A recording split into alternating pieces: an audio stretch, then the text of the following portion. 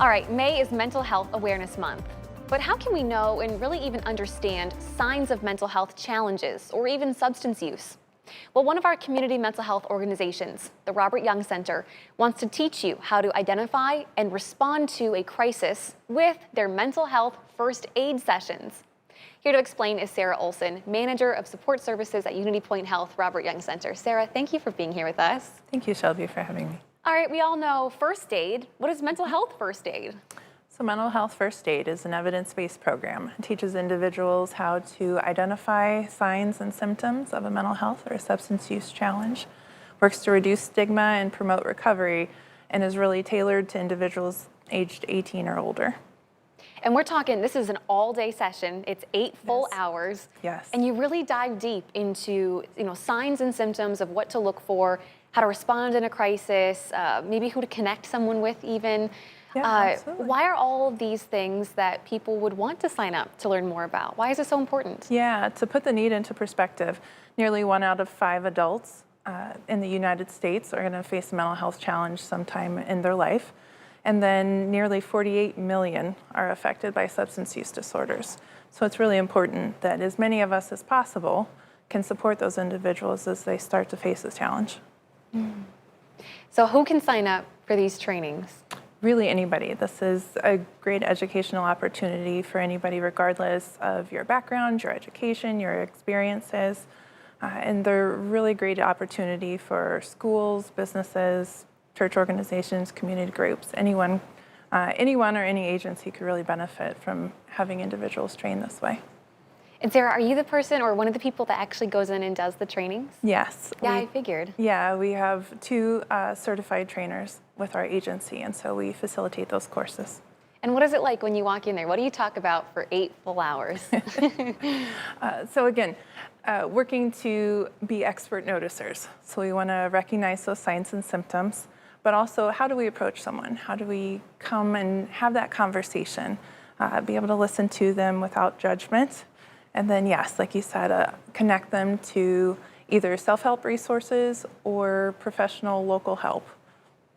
So can you give us a little tip here? Obviously, you go much more in depth in the actual trainings, but what is like a sign or a symptom that people can be on the lookout for when it comes to someone they maybe think is experiencing a mental health challenge? Sure.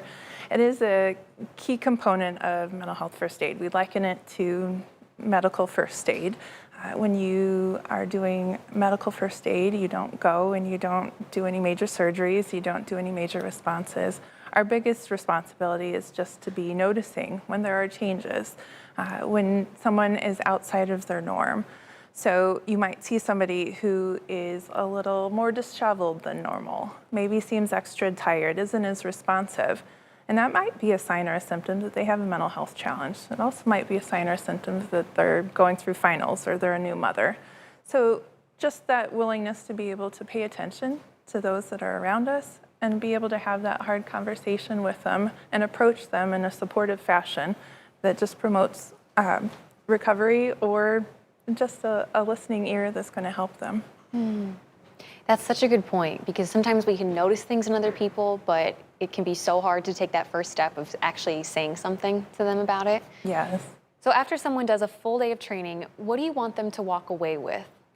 Really want individuals to be able to have those conversations confidently and have some practical skills so that they can notice those signs and symptoms early. We don't want anything to escalate into a crisis situation. Ideally, we'd love everyone to have a better understanding of mental health and substance use and be able to go back to their communities and reduce stigma and support the individuals that may be facing challenges there. Well, Sarah, you bring up the word stigma, and I'm really curious, after all of these trainings that you've been doing, is there a misconception or a stigma that kind of is continually coming up that you guys try to address? We work a lot with what we say and how we say it. And there are a lot of common phrases and words that we hear on a daily basis and unfortunately may be applied to individuals that face those challenges. So we work very hard to try and change how we talk and how we speak, especially about individuals. We want it to be very person-centric and not focusing on what they might be experiencing, but the individual themselves to reduce that stigma. associated with it. And when you make simple changes like that, it can feel small, but you use things more and more. It just becomes an easier part of your lexicon, and it's just much more. You feel more confident and comfortable talking about this. So, if someone wants to sign up for a mental health training, how can they do that? Sure, we would love to sign them up for that. They just need to reach out either by phone or through our website. And before I let you go, it is Mental Health Awareness Month. We are talking about Robert Young Center. We have one of the locations right down the street here from us in Moline. Yes. What kind of services does the center offer, and how can people get in contact? We have a full spectrum of behavioral health services, so both mental health and substance treatment.